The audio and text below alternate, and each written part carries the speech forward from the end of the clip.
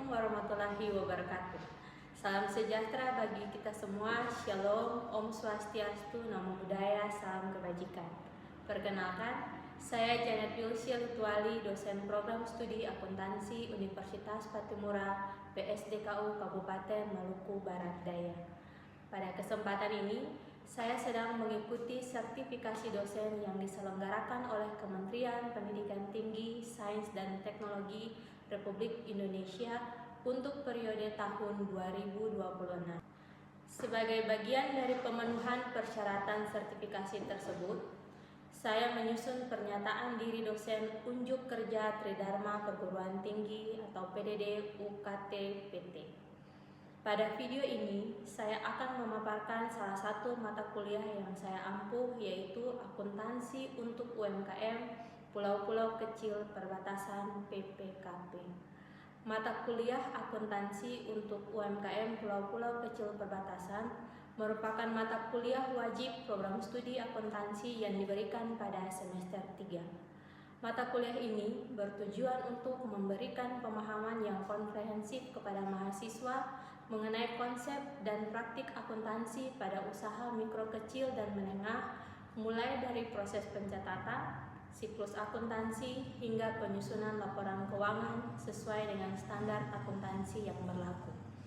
Dalam proses pembelajaran, saya menerapkan pendekatan case method dan project based learning. Melalui pendekatan case method, mahasiswa diajak untuk menganalisis berbagai permasalahan nyata yang dihadapi UMKM di wilayah pulau-pulau kecil perbatasan, sehingga mereka mampu mengidentifikasi permasalahan, menganalisis transaksi, serta menentukan solusi akuntansi yang tepat. Selanjutnya, melalui pendekatan project based learning, mahasiswa diberikan kesempatan untuk terlibat secara langsung dalam pendampingan UMKM dengan membantu menyusun laporan keuangan berdasarkan kondisi real usaha. Pendekatan ini diharapkan dapat meningkatkan kemampuan analitis, keterampilan teknis, serta kepedulian mahasiswa terhadap pemberdayaan ekonomi masyarakat lokal. Adapun materi yang dipelajari dalam mata kuliah ini meliputi 1. UMKM di Indonesia dan peranan akuntansi. 2. Program pemberdayaan UMKM unggulan di pulau-pulau kecil perbatasan. 3. Standar akuntansi keuangan entitas mikro, kecil, dan menengah. 4.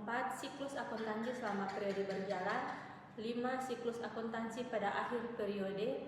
6. Neraca lajur dan penyusunan laporan keuangan. 7. Akuntansi untuk usaha dagang. 8. Akuntansi UMKM berbasis Microsoft Excel.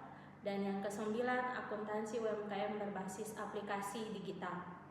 Melalui kombinasi pembelajaran teori, studi kasus, diskusi, serta proyek lapangan, mahasiswa tidak hanya memahami konsep akuntansi secara teoritis, tetapi juga mampu mengimplementasikan pengetahuan tersebut dalam penyusunan laporan keuangan UMKM secara benar, sistematis, dan sesuai dengan standar yang berlaku. Dengan demikian, mata kuliah ini diharapkan mampu membekali mahasiswa agar memiliki kompetensi dalam menganalisis transaksi keuangan, menyusun laporan keuangan, serta memberikan pendampingan kepada UMKM, khususnya yang berada di wilayah pulau-pulau kecil perbatasan, sebagai bentuk kontribusi nyata terhadap pemberdayaan ekonomi masyarakat. Adapun capaian pembelajaran lulusan CPL yang didukung oleh mata kuliah ini meliputi 1. Mampu melakukan analisis keuangan, perencanaan, dan pengelolaan sumber daya ekonomi secara efisien pada UMKM dan lembaga lokal. 2. Mampu menyusun serta mengevaluasi laporan keuangan termasuk UMKM dan BUMDes sesuai dengan standar akuntansi yang berlaku. Dan yang ketiga, mampu berperan aktif dalam pengelolaan keuangan UMKM serta mendukung pemberdayaan lokal melalui prinsip penerapan akuntansi dan akuntabilitas.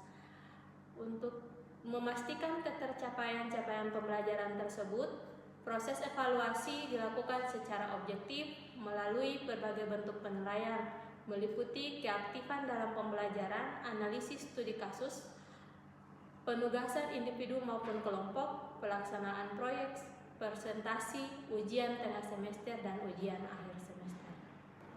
Adapun metode dan bobot penilaian dalam mata kuliah ini yaitu mencakup tugas 20%, partisipasi 10%, praktikum 10%, kuis 10%, ujian tengah semester 20%, dan ujian akhir semester 30%.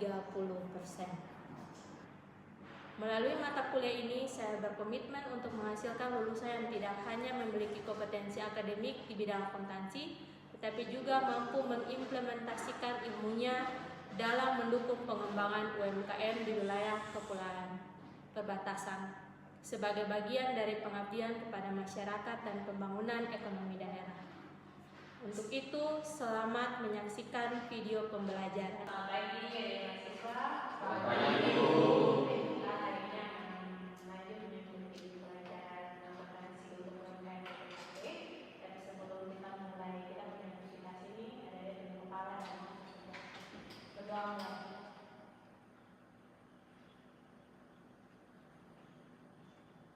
Berdoa selesai.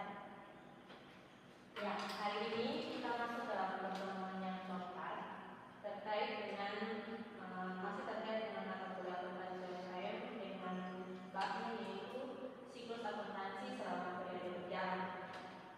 Dalam materi ini, adik-adik kita akan belajar terkait dengan bagaimana mempersiapkan transaksi pada setiap UMKM dan kemudian kita melakukan dalam mempostingnya dalam jurnal, kemudian sesuai dengan siklus buku besar dan seterusnya sampai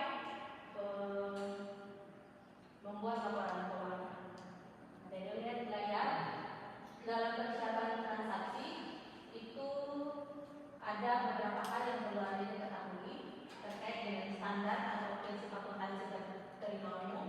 Maka ada beberapa lima cara pengukuran akuntansi. Yang pertama itu terkait dengan cost history, yang kedua itu tentang cost sekarang, yang berikut terkait dengan nilai pasar, kemudian nilai bersih dan nilai sekarang. Semuanya ini kemudian dia terkait dengan 5 hal yang biasanya ada dikenal dengan 5 akun besar yang biasanya kita pakai dalam proses akuntansi. Ada yang bisa jawab 5 akunnya? Ya.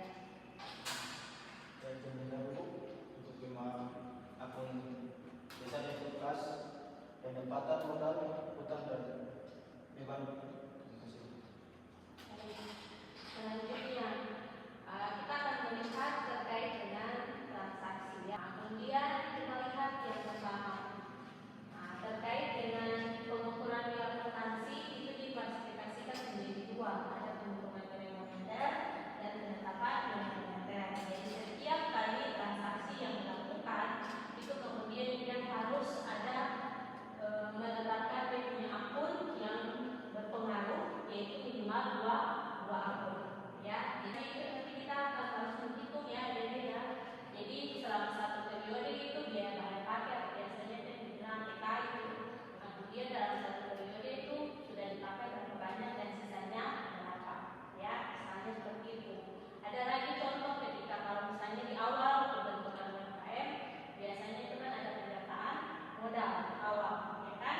Karena ini kan mikro kecil biasanya modal awal itu modal pribadi pemilik dari usaha itu sendiri. Jadi biasanya itu juga kemudian dijadikan awal transaksi pertama ya, yang kemudian akan dia bisa memberikan membuat catatan terkait dengan transaksi yang terjadi. Nah, kita masuk yang berikut terkait dengan pencatatan penjurnalan, ya. Nah, penjurnalan di sini kalau dalam akuntansi disebut juga dengan pencatatan pertama. Jadi dalam siklus akuntansi yang pertama akan dilakukan yaitu penjurnalan. Setelah penjurnalan baru buku besar dan kemudian seterusnya nilai saldo,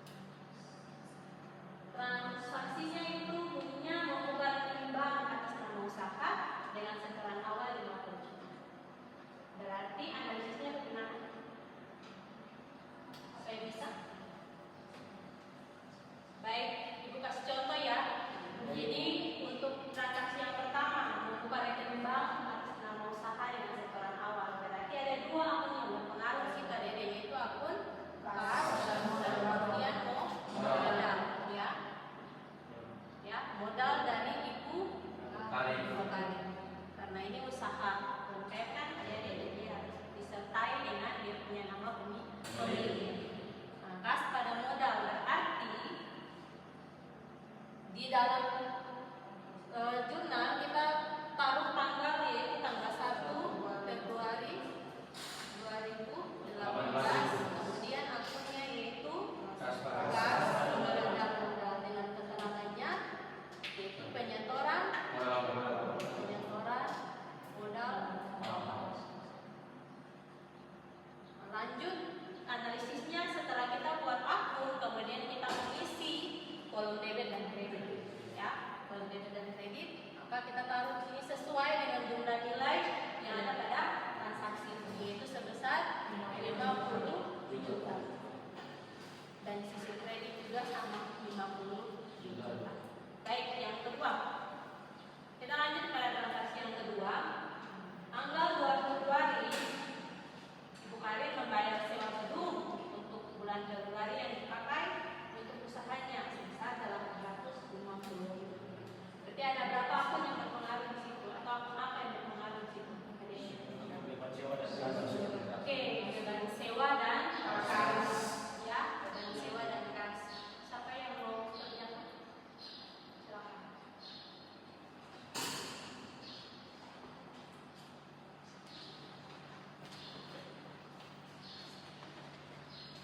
Jadi tanggal 2 itu ada beban sewa, karena ada sewa gedung ya untuk usaha, yaitu 850.000.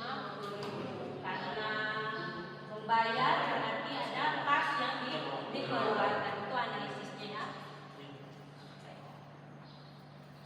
Perhatikan untuk yang transaksi yang berikutnya. Siapa yang bisa dan langsung angkat tangan saja untuk dikerjakan. Transaksi yang ketiga, membeli perlengkapan kantor secara tunai seharga Rp2.500.000.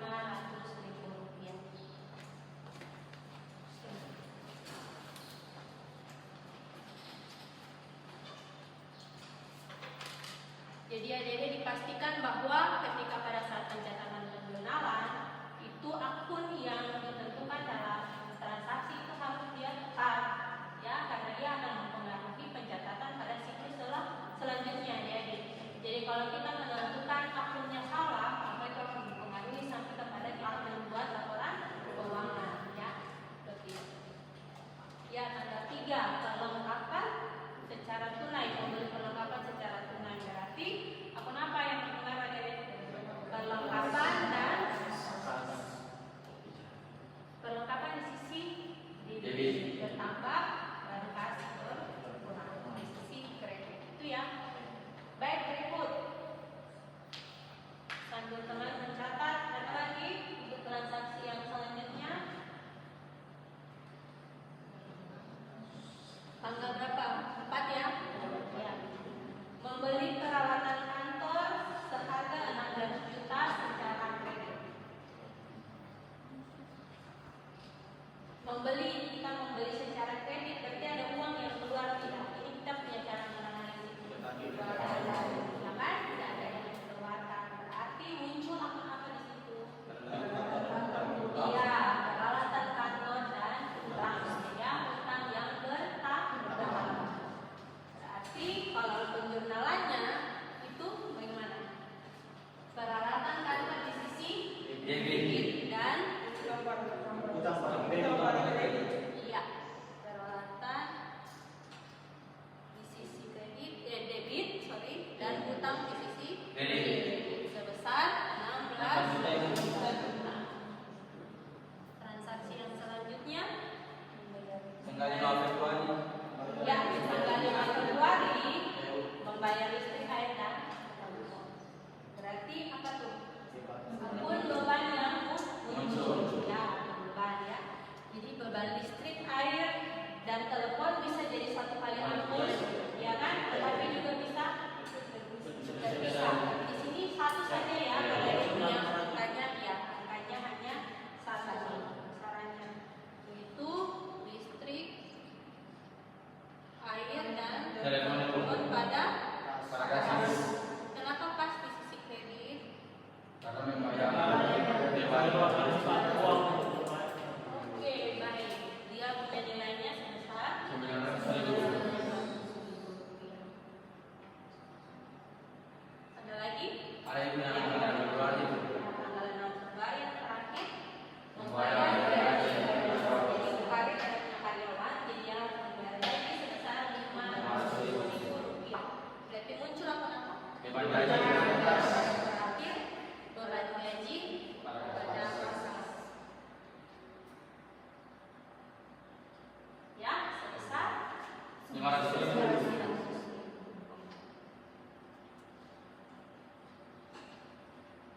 Setelah transaksi penjurnalannya dibuat, maka selanjutnya hasil pencatatan jurnal ini harus hitung ya. Untuk sisi debit dan kredit itu dipastikan dia harus balance antara debit dan kredit. Ya. Pencatatan jurnal ini kemudian yang kita akan pindahkan dia ke atau kita posting dia lagi ke yang namanya buku besar. Ya. Berarti kalau buku besar ya deh di sini berarti setiap akun yang ada di sini itu dia punya buku besarnya sendiri ya. Jadi ibu kasih contoh satu saja misalnya untuk akun kas atau modal ya, modal saja ya. Jadi kita akan buat dia punya modal ibu karir ya. Kita akan buat dia punya buku besar. Kita pakai format buku besar D ya, dengan dia punya posisi debit kredit modalnya. Nah, di tanggal berapa itu? Tanggal 1 Februari. Tanggal 1 Februari modal itu ada, tapi dia di sisi kredit sebesar 50 juta. ya. Kalau sudah ada mencatat akun modal, dari setiap transaksi di jurnal ada merilis lihat apa ada lagi modal ya. Kalau tidak ada berarti kita tutup ya. Berarti untuk modal itu nilainya 50. Lanjut akun kas misalnya ya. Ya, si debit, kredit. Ya, akun kas itu ada hampir semua transaksi ada ya. Hanya tanggal 4 saja yang tidak ada punya akun kas. Ya, jadi kemudian kita posting, kita pindahkan yang akun kas ini. Ya, misalnya tanggal 1 50 juta di sisi mana? Debit. Ya, 50 juta di sisi debit. Kemudian tanggal 2 di sisi kredit berapa? 850.000. Ketiga ya, di sisi kredit 2 juta. Jadi ingat jangan lupa dia punya tanggal ya. 2 tahun 2018. Kemudian yang keempat lewat, yang kelima masih tetap di akun kredit besar 900.000. Dan yang terakhir Isi kredit. ya, kredit itu sebesar 500.000. Nah, kalau seperti ini berarti kita harus tetapkan dia, kita kasih kurang ya. Jadi kayak macam di sini debitnya 50 juta, maka tetap di situ 50 juta. Silakan ada dihitung untuk yang ini 4.750.000. Lalu kemudian dikurangi dengan 50 juta supaya kita dapat dia punya sisanya. Kita dapat dia punya sisanya. Yang kemudian nilai sisanya itu yang kita akan posting, kita akan catat pada neraca saldo. Baik. Selisihnya 45.250.000. 45.250.000. Ya, ini yang kemudian postingan untuk artinya berarti setiap pencatatan pada jurnal itu adalah harus buat dia punya buku besar masing-masing. Jadi selanjutnya beban sewa juga demikian, perlengkapan ya, peralatan, utang ya. Jangan lupa utang juga tetap harus buat dia punya Buku besar. listrik dan beban. Setelah itu baru mulai kita lihat dari semua, kalau misalnya sudah dilakukan semuanya di dalam postingan buku besar, baru kita akan buat terakhir yaitu neraca saldo. Ya, neraca saldo per 31 30 atau biasanya di angka 30 ya 28 Iya. Februari 2018. 2018 UMKM UMKM Jaya ya. Ya, pemiliknya namanya Ibu Karin. Jadi kita akan buat tabel lagi ya untuk neraca, ini akun, kemudian di sini debit dan kredit.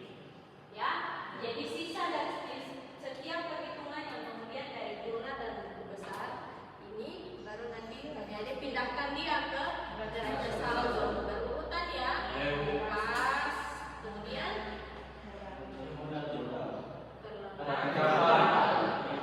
lihat dulu yang masuk di bagian aset dan seterusnya ya perlengkapan. Kemudian setelah itu ada lagi lanjut Modal. kalau di sini modal baru Ibu Karin ya. Setelah modal Utang ibu. utang ya.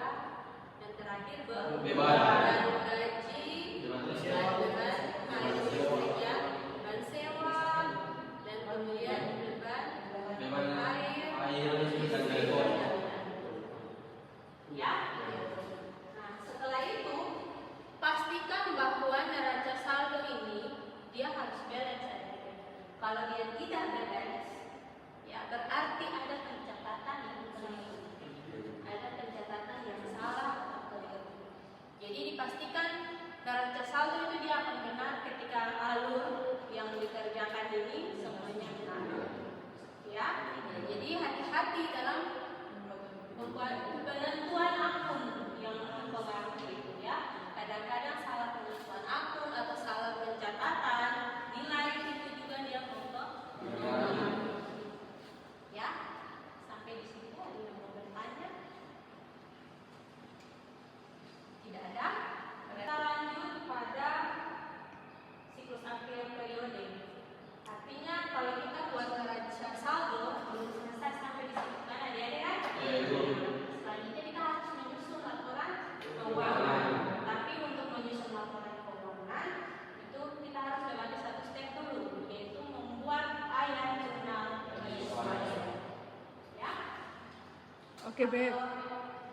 Sudah aja. Langsung. Ayat jurnal penyesuaian. Lalu kemudian kalau terkait dengan ayat jurnal penyesuaian ini juga dia akan membawa